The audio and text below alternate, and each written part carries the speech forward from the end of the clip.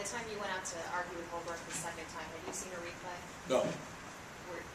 From your vantage point, did he have a good vantage point at Siriaco?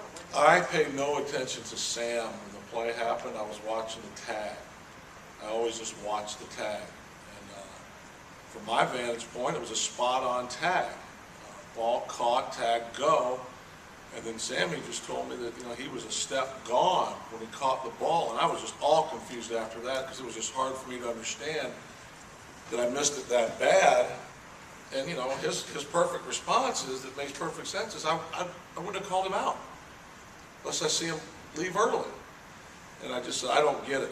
I absolutely don't get it. And, I always have somebody go look when something like that happens. And, I've gone back and looked after the game, and after I was out, and it's a spot-on tag. I couldn't let Pedro wear it. Everybody in the ballpark thinks he left early.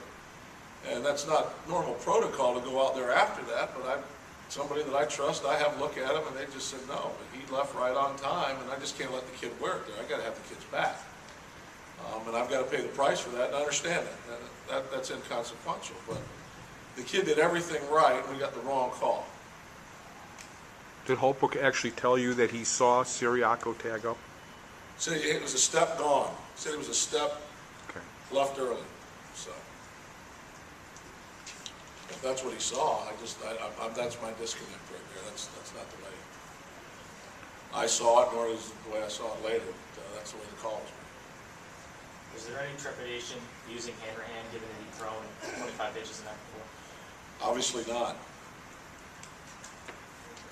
Joel feels good. We talk to our guys every day, give them a chance to bounce back. You don't use Joel, the job doesn't get done.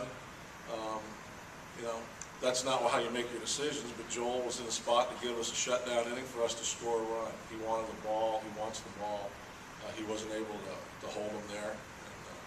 And we missed an opportunity to execute, not just in that inning, but also in the sixth, was it the seventh inning? The sixth inning as well. So we had two different innings where our lack of execution hit us in the sixth and in the ninth. See any rustiness from Karstens early on?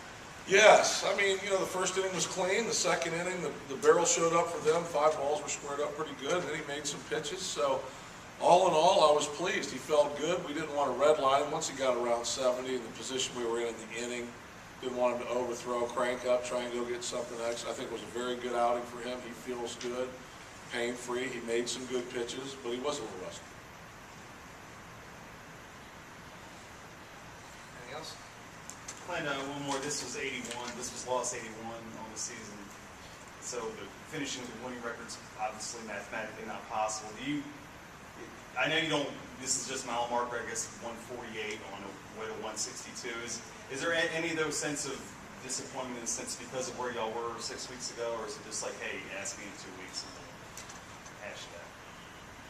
You do a pretty good job asking a question and answering it at the same time.